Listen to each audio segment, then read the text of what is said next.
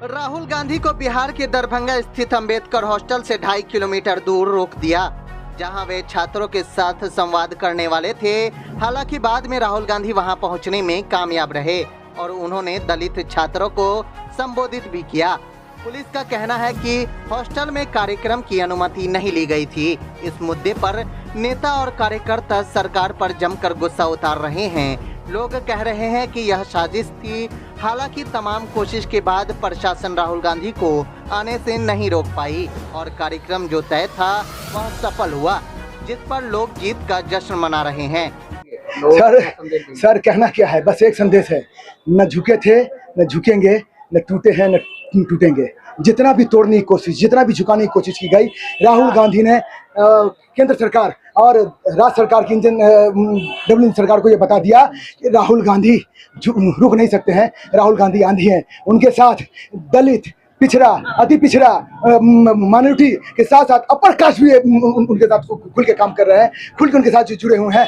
यही वजह है कि आज यहाँ की भीड़ देख लीजिए। इनके प्रोग्राम को डिस्टर्ब करने के लिए दो नहीं तीन जगह डाइवर्ट किया गया, लेकिन उन्होंने कह दिया था कि जहाँ मेरा प्रोग्राम पहले लगा है मैं वहाँ आऊँगा, पहले मैं वहाँ आऊँगा, उसके बाद उनको जहाँ जाना है। उन्होंने जो कहा वो किया, इसके लिए मैं उनका धन्यवाद करता हूँ। कांग्रेस के एक एक कार्यकर्ता जिन्होंने जी तोड़ मेहनत किया है, इसके लिए बधाई के पात्र हैं। और ये उन्होंने, और राहुल गांधी ने जो यहाँ से संदेश दिया है वो ये दिया है, लड़ेंगे और जीतेंगे इंशाअल्लाह। मैं कहता हूँ फिर तमाम लोगों से एकजुट रहिए और एकजुटता के साथ राहुल गांधी को मजबूत कीजिए।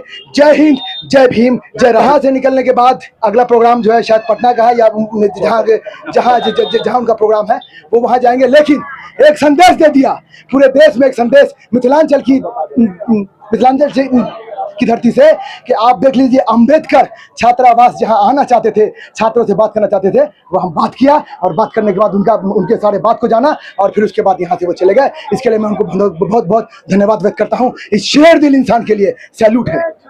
देखिए, आज का जो कार्यक्रम था वो स्पष्ट है कि शिक्षा, न्याय, संवाद बच्चों से, दलित बच्चों से, ईबीसी बच्चों से और माइनॉरिटी के बच्चों से जननायक राहुल गांधी बात करने आए थे और वो इस कार्यक्रम में हम लोग सफल हुए हैं। उन्होंने छोटा सा ही संवाद हुआ, चूंकि प्रशासन का बहुत सारा प्रॉब्लम हम लोगों को देखना पड़ा, जिसके चलते उस तरह से जो हम लोगों ने सोचा था हुआ नहीं। लेकिन फिर भी राहुल गांधी यहाँ पैदल चल के उनको आना पड़ा, इतना समस्याओं का सामना करके आना पड़ा। इसके लिए वो हमारे जननायक राहुल गांधी बहुत ही धन्यवाद के पात्र हैं।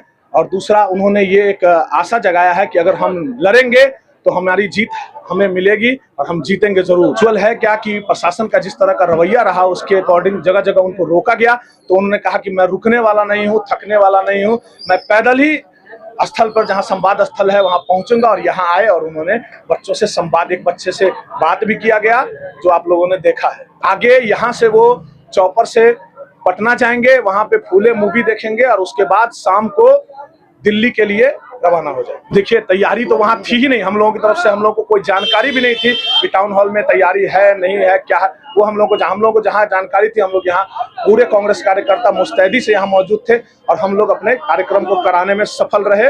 और जो भी हमारा दरभंगा में तो कितना दूर चले होंगे? दरभंगा में लगभग 4 से 5 किलोमीटर जननायक राहुल गांधी चले हैं और चलकर यहाँ आए हैं। इतनी तपिश और इतनी गर्मी में आप सोच सकते हैं, इसी तरह का हम लोगों को भावी प्रधानमंत्री चाहिए इस देश में। मैसेज यही देना चाहेंगे कि सर ने जो संदेश दिया है कि अगर हम लड़ेंगे और लड़ने के लिए अगर खड़े होंगे, मुस्तैदी से खड़े होंगे, तो कहीं भी हम अन्याय के खिलाफ जीत सकते हैं। देखिए, राहुल जी ने का एक लक्ष्य है, जो वो कहते हैं वो कर गुजरते हैं और यहाँ पे जनसंवाद करना था, इसलिए उन्होंने, चाहे वो पैदल चलना पड़े या जिस तरीके से भी यहाँ उनको पहुँचना था वो पहुँचे हैं और उन्होंने जनसंवाद किया है स्टूडेंट्स के साथ। तो उनका बस एक ही कहना है कि डरो मत, और डरते नहीं है। और कांग्रेस के कोई भी कार्यकर्ता डरेगा नहीं।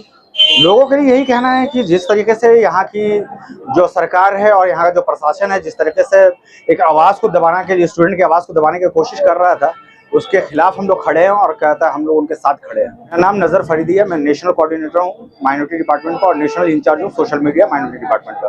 साराघाट विधानसभा से हम लोग माननीय पप्पू यादव जी के आदेश पाए थे। उनका आदेश था कि हमारे जो भी कार्यकर्ता पप्पू यादव पूरे मजबूती के साथ जो माननीय राहुल गांधी जी के ये कार्यक्रम में भाग लें, लेकिन सरकार की ऐसी मानसिकता था, इतना घटिया मानसिकता जो मिथिला की पावन धरती पर केंद्र सरकार की खराब नीति को दिखा दिया कि हमें क्या है।